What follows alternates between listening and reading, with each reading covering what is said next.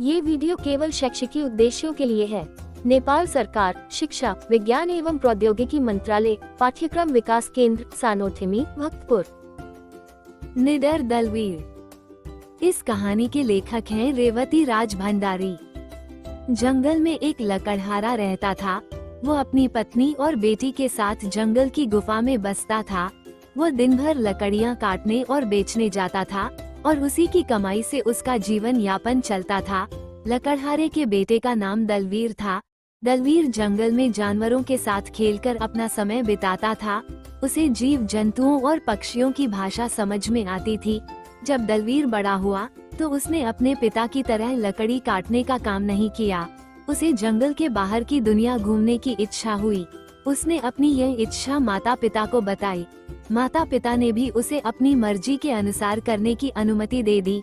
फिर वो अपने 3 घनिष्ठ मित्र चूहा, मेढक और केचुआ के साथ बाहर निकल पड़ा। घर से निकलने के दिन उसकी माँ ने उससे पूछा, बेटा, हमारे पास 2 रोटियां हैं। एक बड़ी रोटी है जो दुख से भरी हुई है और दूसरी छोटी रोटी है जो सुख से भरी हुई है। तुम कौन सी रोटी ले जाना चाहोगे? दलवीर ने सोचा और फिर कहा, मैं बड़ी रोटी लूंगा, भले ही उसमें दुख क्यों न हो। लकड़हारे ने अपने बेटे को एक बिरखे टोपी दी। माँ ने दुख से भरी हुई बड़ी रोटी एक कपड़े में बांधकर उसे खाने के लिए दे दी। घर से निकलते समय माँ ने उसे एक छोटी डिब्बी में 3 चावल के दाने रख कर दी। ये 3 दाने बल, बुद्धि और विवेक का प्रतीक थे। माँ ने प्यार से सिर पर हाथ फेरते हुए कहा, बेटा, तुमने दुख की बड़ी रोटी चुनी है, इसलिए तुम्हें रास्ते में कठिनाइयों का सामना करना पड़ेगा।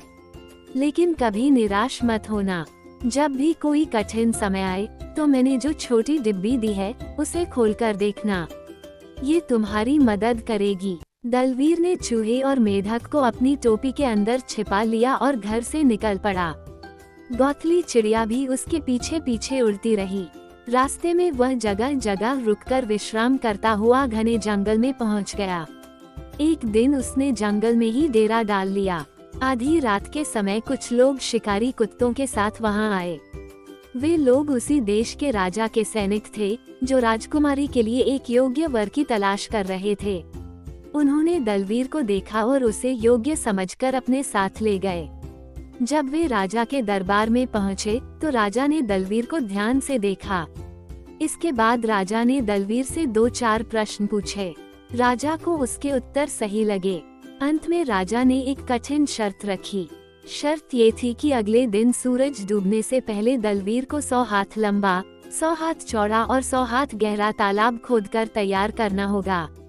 यदि वह ये शर्त पूरी कर लेता तो राजा अपनी बेटी का विवाह उससे कर देता। लेकिन यदि वह असफल होता तो अगले ही दिन उसका सिर काट दिया जाता। यदि वह शर्त मानने से इनकार करता तो राजा ने तुरंत उसका सिर काटने का आदेश दिया। दलवीर ने सोचा कि शर्त स्वीकार करने पर कम से कम अगले दिन तक तो वह जीवित रहेगा, इसलिए उसने शर्त मान ली। इसके बाद राजा ने उसके लिए अच्छा भोजन और आरामदायक जगह पर सोने की व्यवस्था करवा दी।